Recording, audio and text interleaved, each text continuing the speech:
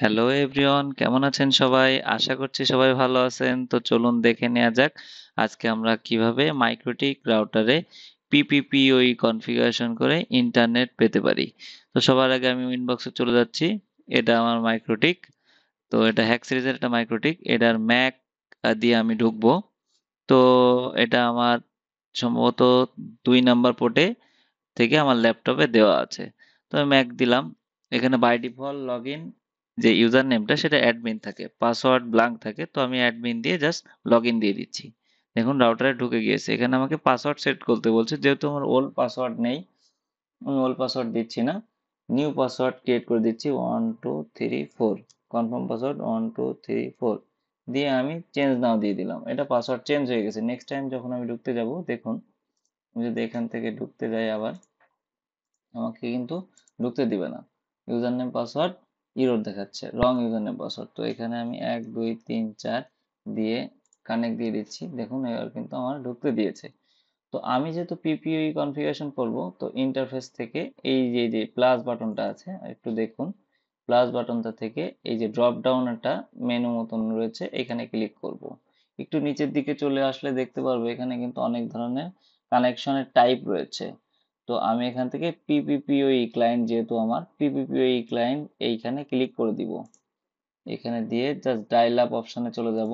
Dial up অপশনে গিয়ে user name, যেখানে ইউজার নেমের এখানে আমি আমার আইএসপি থেকে নেওয়া যে ইউজার নেম সেটা বসাই দিচ্ছি। পাসওয়ার্ডের ঘরে পাসওয়ার্ড বসাই দিচ্ছি। আপনারা আপনার আইএসপি থেকে যে ইউজার নেম পাসওয়ার্ড পাবেন সেটা এখানে ম্যানুয়ালি বসাই দিবেন। এখানে আরো কিছু অপশন রয়েছে, ইউজ পেয়ার ডিএনএস। এখান থেকে হচ্ছে ডাইনামিক ভাবে যদি আপনি ডিএনএস পেতে চান, সেই জন্য এই টিকটা আপনারা দিতে পারেন। যেহেতু আমি ডাইনামিক ডিএনএস দিতে চাচ্ছি না, তো এটাতে আমি টিক দিব না। আর এখানে কিছু অপশন আছে, এটাতে পিপিপি পিএপি, এইখানে টিক দিলে এটা কিন্তু কাজ করবে। তো যাই হোক, আমি এখান থেকে আমার যে ইন্টারফেসটা আছে সেটা আমি সিলেক্ট করে দিব। তো জেনারেলে চলে গেলাম, গিয়ে ইন্টারফেসের এখানে আমার যেহেতু 4 নাম্বার পোর্ট দিয়ে আমি পিপিওইটাকে ইন করাবো, 4 নাম্বার পোর্ট সিলেক্ট করে দিয়ে জাস্ট অ্যাপ্লাই ওকে দিয়ে দিলে দেখুন এখানে কিন্তু পিপির যে হচ্ছে বা রিমোট আইপি, আমার আইএসপি থেকে পাওয়া যে রিমোট আইপি সেগুলা কিন্তু নিয়ে নিয়েছে। তো এভাবে কিন্তু আমরা বুঝতে পারি যে পিপি কানেকশন এখানে হয়ে গেছে। তো কিভাবে আমরা ইন্টারনেট পাবো সেটা আমরা দেখি। তো আমরা নিউ টার্মিনালে চলে যাই, পিং করি, PING স্পেস 8.8.8.8 এন্টার করে দিচ্ছি। দেখুন পিং কিন্তু পেয়েছে।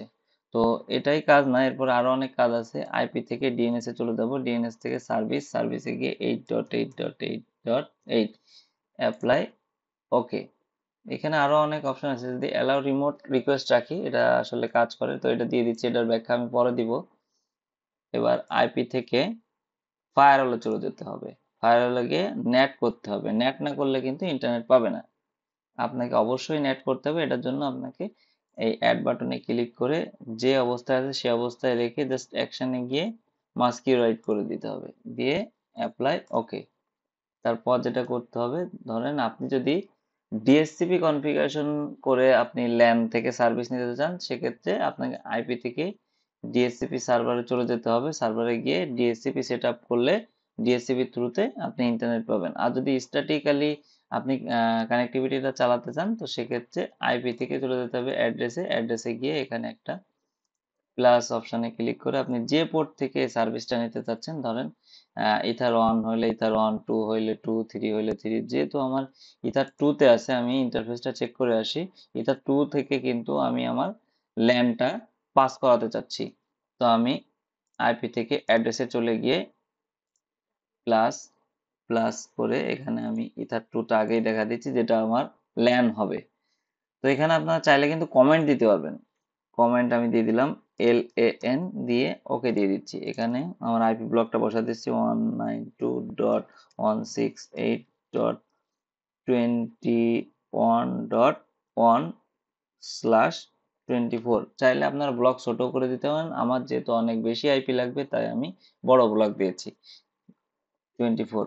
Apply okay. আমি 24 ব্লকটা ইথার 2 তে বসাই দিই। এবার যদি আমি আমার চলে যাই, ল্যানে চলে যাই, তো তো স্টার্ট আর দিয়ে ncpa.cpl ওকে দিয়ে দিচ্ছি।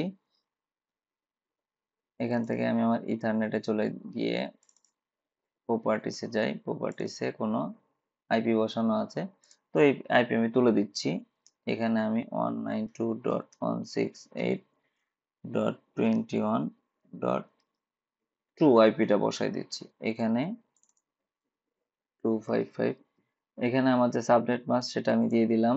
এখানে আমার গেটওয়েটা আমি দিয়ে দিই 192.168.21.1। এখানে ডিএনএস যেটা আছে এটাই রিজলভ করুক, কোনো অসুবিধা নেই। ওকে দিয়ে দেব, ওকে দিয়ে দেব, ক্লোজ। কিছু সময়ের মধ্যে কিন্তু ইন্টারনেট পেয়ে যাবে। তো দেখুন ইন্টারনেট পেয়ে গেছে। আমি পিং করে দেখি ইন্টারনেটটা, কনফার্ম করি cmd ping 8.8.8.8 স্পেস -t দিলে র্যান্ডমলি পিংটা হতে থাকবে। দেখুন পিং ইন্টারনেট পাচ্ছি, ইন্টারনেট কিন্তু আমরা পেয়ে গিয়েছি। তো একটা গান আমি চালাই দেখি, দেখুন এটা কিন্তু কাজ করছে।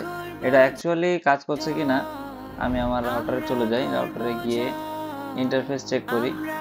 দেখুন এখান থেকে কিন্তু ব্যান্ডউইথ টানছে।